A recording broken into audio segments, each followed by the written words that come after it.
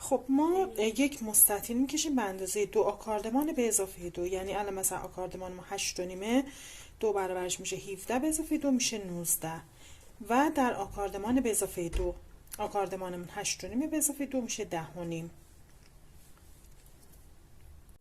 از کناره ها از سمت چپ و از سمت راست 1.5 سانت داخل میشیم. قسمت بالا و کناره ها وسطش رو پیدا میکنیم. از سمت چپ 1.5 سانت پایین میایم و به این 1.5 سانت پایین وصل میکنیم. از اینجا از قسمت وسط ضلعمون به 1.5 سانت وصل میکنیم و این دوتا بالا رو هم با پیستوله میکشیم. این قسمت رو اندازه میزنیم، هرچی که شد منهای 1 میکنیم و یک خط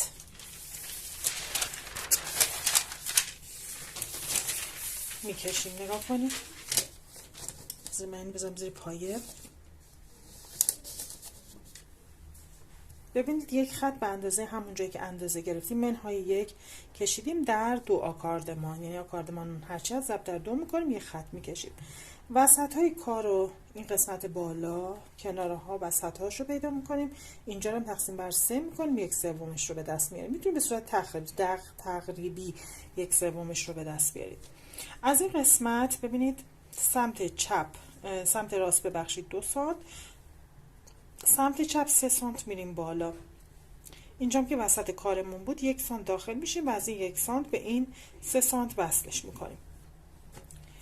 اینجا خط وسطمونه، یعنی قسمت وسطمونه که مشخص کردیم.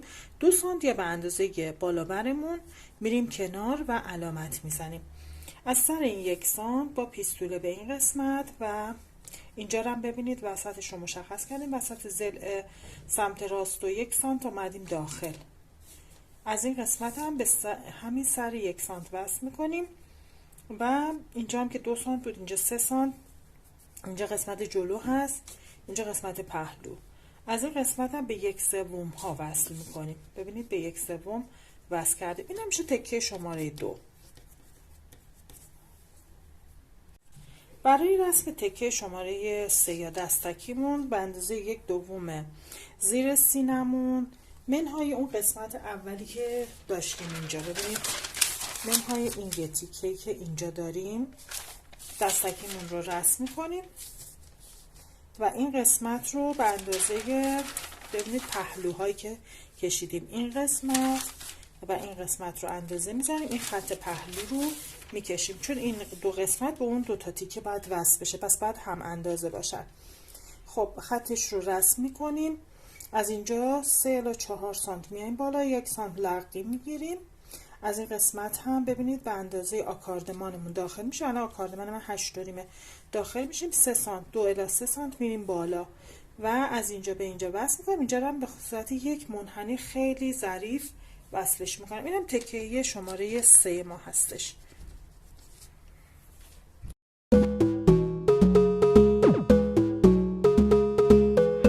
خب ببینید من این تیکه ها رو گذاشتم روی در واقع پارچه برش زدم.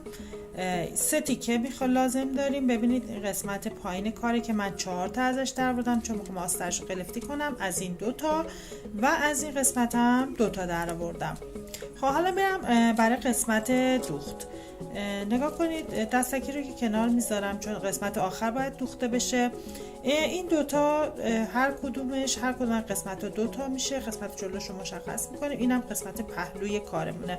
چیدمانش رو انجام میدیم. اول از همه میذاریم در واقع تکه ها رو، تکه رو به رو انداخته میشه و این تکه هم به قسمت زیر وصل میشه. اول و آخر کارمون رو به وسیله یه سنجاق فیکسش میکنیم و بعد میبریم زیر چرخ و دوخت میزنیم.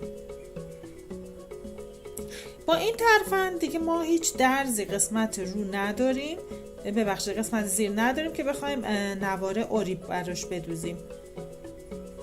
به این من تیکه ها رو به هم دیگه وصل کردم و میبرم که چرخش کنم.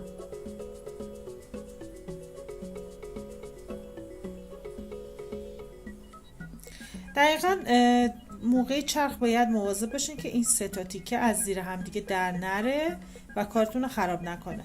خیلی حواستون باشه موقع دوخت اینجا دقت کنید که این تیکه ها دقیقاً روی هم دیگه قرار بگیرن و خراب نشن.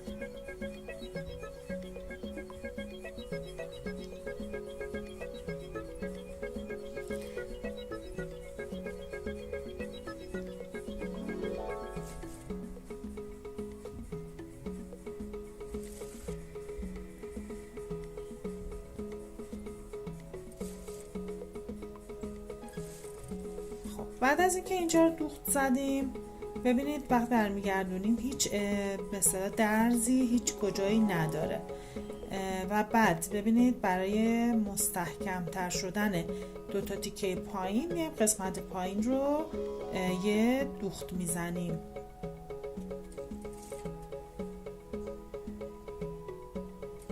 به این صورت نگاه کنید، اینجا رو بدوزید تا انتها. خب این هم میشه کاپمون که آماده کردیم. کاپ دوممون رو هم به همین صورت آماده میکنیم. خب وقتی کاپ همون آماده شد به این صورت میذاریم کنار هم دیگه و بعد دستکیامون رو بهش میدوزیم.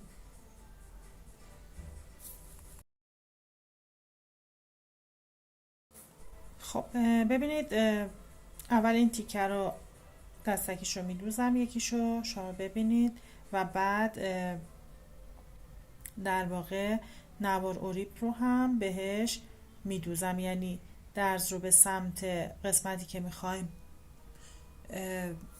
قزم بدوزیم برمیگردونیم و نوار اوریپ رو میدوزیم. حالا اول من درز رو بدوزم، ببینید شما به این صورت شد. خب ببینید بعد از اینکه دوختیم درز رو به سمت قزم برمیگردونیم و اینجا رو نوار اوریپ میدوزیم.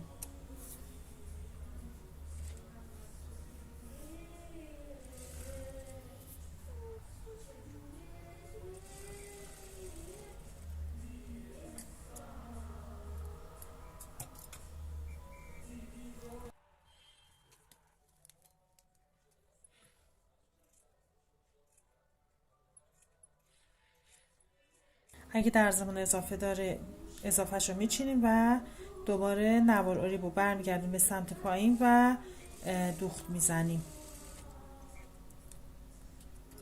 خب ببینید به این صورت میشه. این تمیز دوزی کارمونه. حالا بعد از دوخت قسمت ها یعنی دستک ها رو میایم این تیکه رو اندازه میزنیم و به ازای هر 10 سانت 8 سانت کش برش میبریم.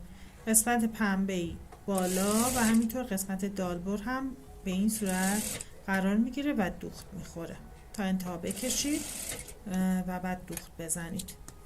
خب ببینید اضافه درزی پشتش نباشه، برمیگردونید و دوباره یه دوخت دیگه روش میزنید. ابتدای کش رو یه مقدار بکشید که کوتاه نشه، انتهای کش رو هم به همین صورت. خب اینم از یکی از در واقع کش دوزیامون. تیکه دومم به همین صورت کش دوزی میکنیم.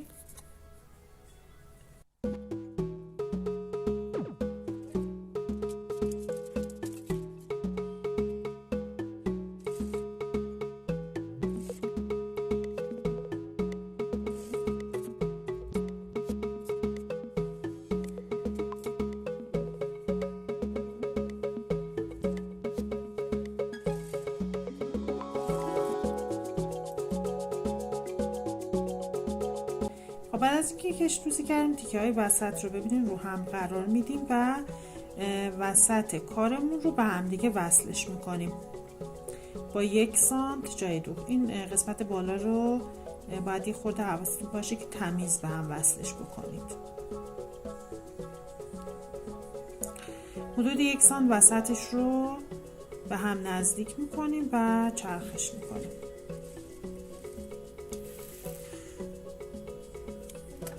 بعد از اینکه دوخت زدیم قسمت وسط رو، حالا احتیاج داریم که اینجا نوار دوزی کنیم برای تمیز دوزی قسمت وسط کارمون.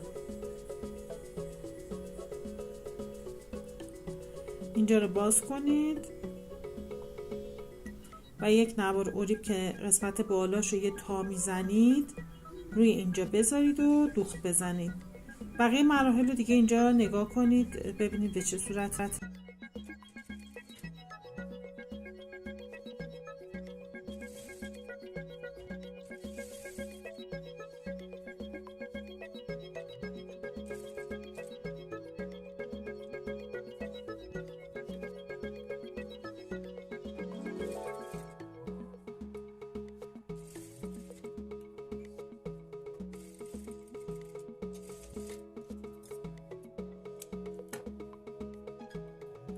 خب ببینید به این صورت وسطش رو هم دوختیم. حالا میریم قسمت کناره ها رو اندازه میزنیم و به ازای هر 10 سانت 8 سانت براش کش در نظر میگیریم.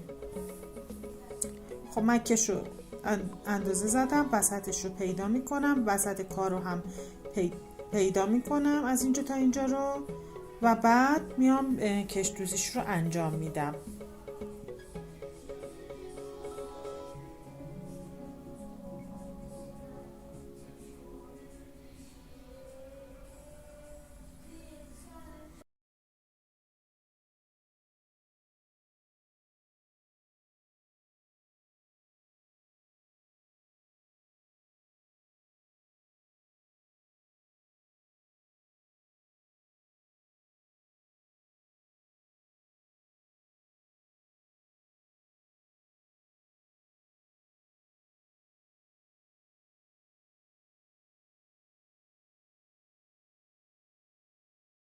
بعد از دوختن یک طرف کش برمیگردیم، اگر جای اضافه داشت درز اضافه رو از بین میبریم، چون نباید از زیر به اصطلاح کش فانتزیمون بیرون بیاد. برش میدیم و بعد دوباره برمیگردونیم به سمت داخل و یه دوخت دیگه روش میزنیم. شما میتونید این کار با چرخ زیگزال هم انجام بدید.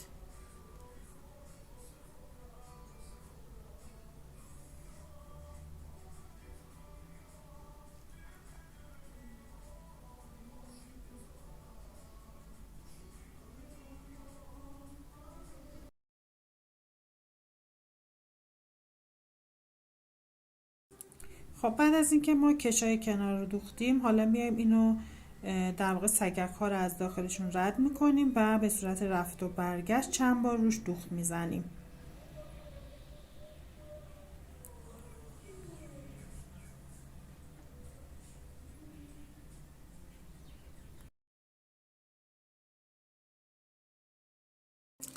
قسمت بعدی رو هم به همین صورت.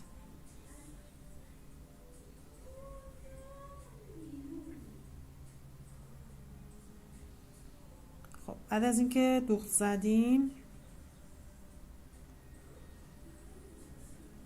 این قسمت وسط هم محکم کاری میکنیم.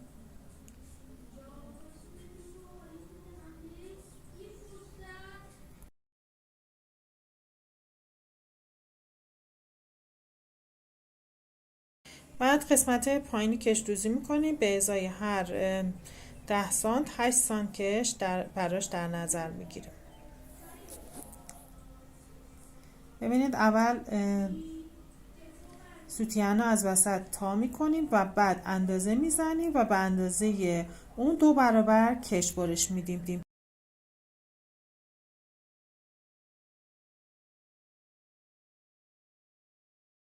وسط کش رو مشخص کنید، وسط کارمونم که معلومه. خب کش رو به سمت بالا میبریم، قسمت پنبه‌ای به سمت خودمون هست و در حین دوخت کش رو میکشیم رو و دوخت میزنیم.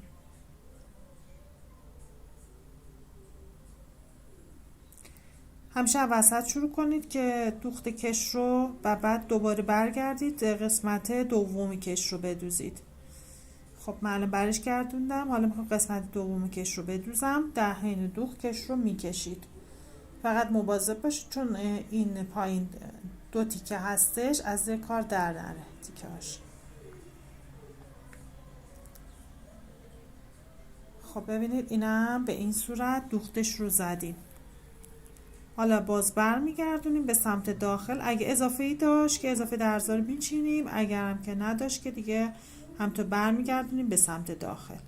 اگر اینا رو به اصطلاح تمیزکاری نکنید، بعد از اینکه کش رو برمیگردونید احتمال داره که از زیر کش بزنه بیرون.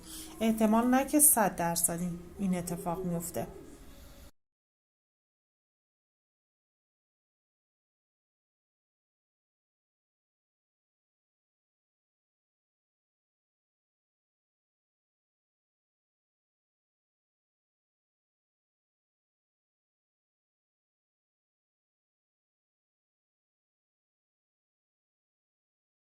خب ببینید اینم به این صورت دوخت شد. حالا این قسمت میایم کش رکابمون رو میدوزیم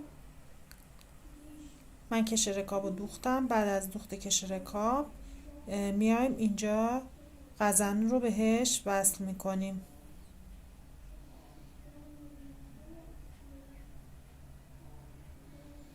به این صورت قزن ها رو میدوزیم، یکیش به این ور، برعکسش هم رو این قسمت قرار میدیم. خب حالا من دوخت زدم، تمام جاهاشو دوختم که شما ببینید. به این صورت میشه انتهای کارمون.